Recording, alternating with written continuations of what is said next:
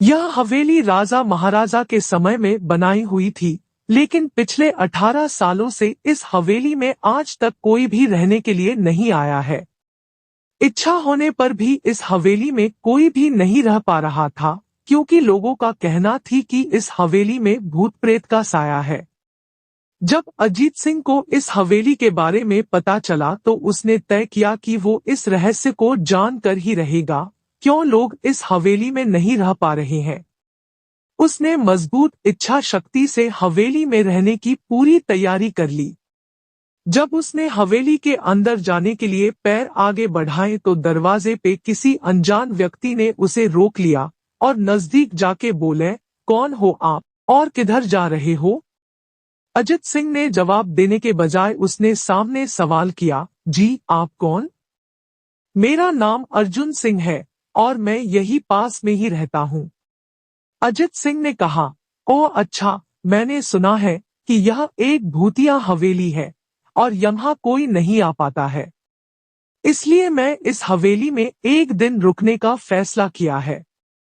अर्जुन सिंह ने कहा, जी हाँ, आपने सही सुना है, और आप भी अंदर मत जाइए, मेरी माने तो आप भी वापस लौट जाइए, यहाँ बहुत खतरा है। यह सुनकर अजीत सिंह खुश हो गया, जैसे उन्हें कोई लॉटरी लग गई हो।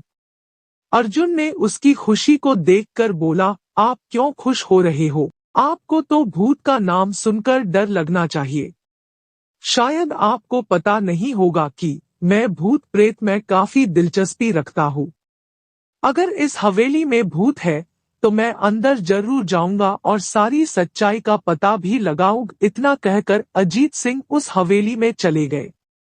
अंदर जाके अजित ने अपनी बैग को साइड में रखा और हवेली के चारों ओर देखने लगा, सारे रूम भी चेक कर लिए।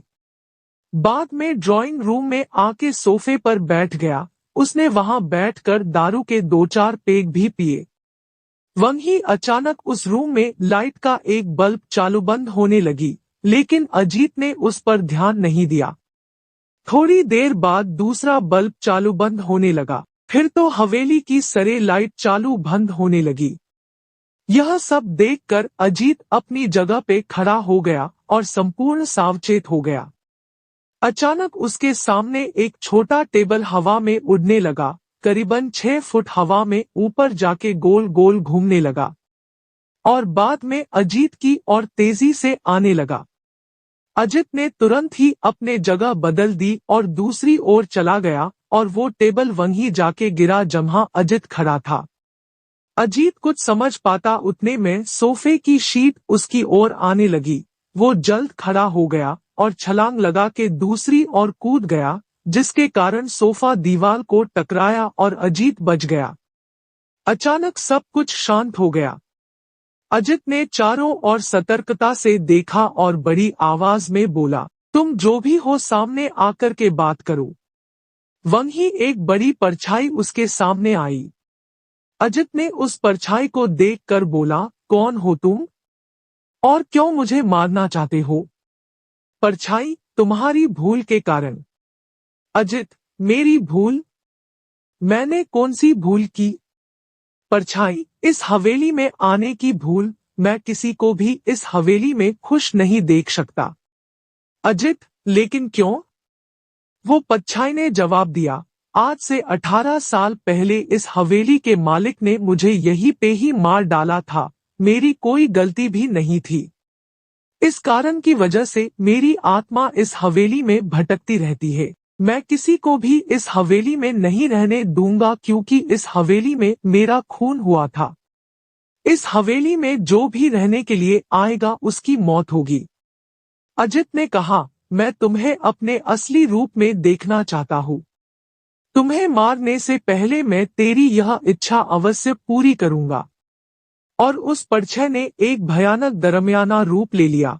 उसका चेहरा इतना भयानक था कि अजीत भी एक क्षण के लिए डर गया था, लेकिन दूसरी ही क्षण में उसने अपने आप पर काबू पा लिया।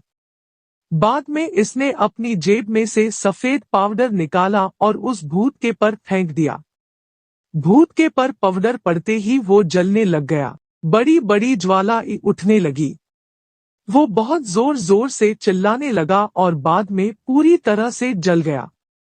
उसके बाद अजीत ने चैन से सांस लिया और वहीं पर सो गया।